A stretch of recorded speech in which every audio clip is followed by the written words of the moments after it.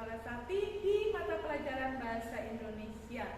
Nah, kali ini kita akan mempelajari tentang teks cerita sejarah. Apa itu teks cerita sejarah? Nah, secara umum, teks cerita sejarah dapat dijelaskan sebagai karangan atau cerita yang menyajikan suatu peristiwa atau kejadian serta bagaimana peristiwa itu berlangsung berdasarkan urutan waktu.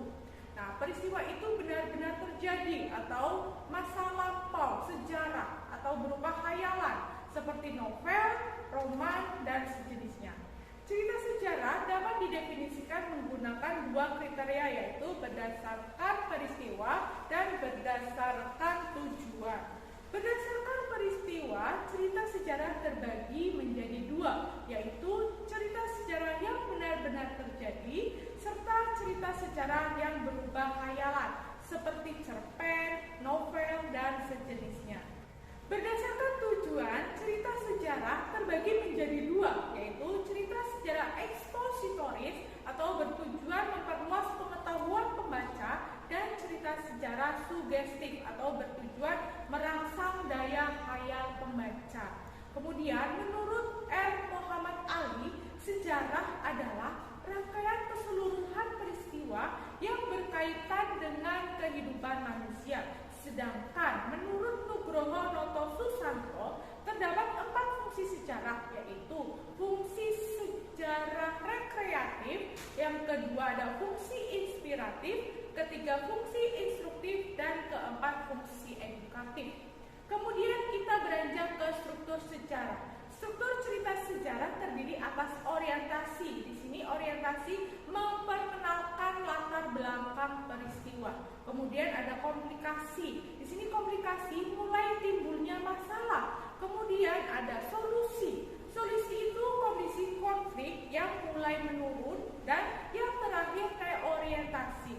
Reorientasi ini berisi opini atau komentar penulis tentang peristiwa yang diceritakan di dalam teks.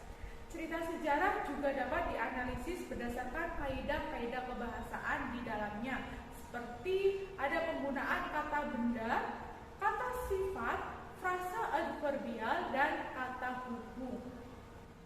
Selanjutnya, menganalisis kebahasaan cerita atau novel sejarah dapat diartikan sebagai penguraian cerita atau novel sejarah ke dalam bagian-bagian yang lebih detail.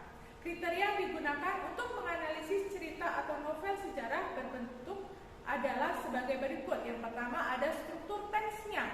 Yang kedua bahasa yang digunakan. Yang ketiga teknik penulisannya. Yang keempat makna yang terdapat di dalamnya. Kemudian kriteria yang digunakan untuk menganalisis cerita atau novel sejarah berbentuk fiksi adalah sebagai berikut. Yang pertama ada tema, kedua ada alur, ketiga ada penokohan, yang keempat ada latar atau setting, yang kelima ada sudut pandang, yang keenam ada majas atau metafora bahasa yang digunakan, dan yang ketujuh ada nilai didik. Kemudian, kaidah kebahasaan cerita atau novel sejarah. Yang pertama, menggunakan kata benda atau kata ganti tertentu. Yang kedua, menggunakan tokoh sentral. Yang ketiga, menggunakan kata sifat yang menjelaskan frasa nominal. Yang keempat, menggunakan kata hubung atau konjungsi. Yang kelima, menggunakan kata yang menggambarkan kejadian masa lampau. Dan yang keenam, menggunakan frasa adverbial. Nah, kemudian mengonstruksi nilai-nilai cerita sejarah. Bagaimana sih kita mengonstruksi nilai-nilai sejarah? Nah, caranya yang pertama, cerita sejarah dapat disampaikan dalam bentuk teks eksplanasi, yaitu teks yang berisi proses-proses atau informasi yang berhubungan dengan fenomena-fenomena alam, sosial, budaya, sejarah, dan sebagainya. Nah, struktur teks eksplanasi terdiri atas penjelasan umum dan penjelasan proses. Dalam penyusunan cerita sejarah, terdapat nilai-nilai yang dapat disusun menjadi konteks yang utuh, yaitu nilai moral, nilai sosial atau kemasyarakatan, nilai religi atau nilai keagamaan, ada nilai pendidikan atau edukasi, ada nilai estetis atau nilai keindahan, ada nilai etika, nilai politis, ada nilai budaya, ada nilai kemanusiaan, nilai psikologis, nilai filosofis, nilai historis atau kesejarahan, ada nilai hukum, nilai ekonomi, dan yang terakhir ada nilai perjuangan. Nah, nilai-nilai tersebut disampaikan secara tersurat dan tersirat. Kemudian menulis cerita sejarah pribadi. Langkah penulis cerita sejarah adalah sebagai berikut. Yang pertama, menentukan tema dan amanat yang akan disampaikan. Yang kedua, menetapkan sasaran pembacanya. Yang ketiga, merancang peristiwa-peristiwa utama yang akan ditampilkan dalam bentuk skema alur. Yang keempat, membagi peristiwa utama ke dalam bagian awal, perkembangan, dan akhir cerita. Yang kelima, memerinci peristiwa-peristiwa utama ke dalam detail-detail peristiwa sebagai pendukung cerita.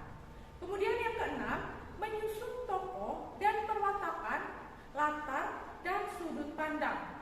Yang ketujuh, memahami ejaan bahasa Indonesia dan menerapkannya. Yang kedelapan, menyusun kalimat-kalimat ke dalam bentuk paragraf. Kemudian, langkah awal yang dapat dilakukan untuk menulis cerita sejarah pribadi antara lain dengan berlatih menulis catatan harian atau buku harian. Kemudian biografi, autobiografi, dan memoir. Nah, tentu saja kalian sudah bisa menulis catatan harian, bukan?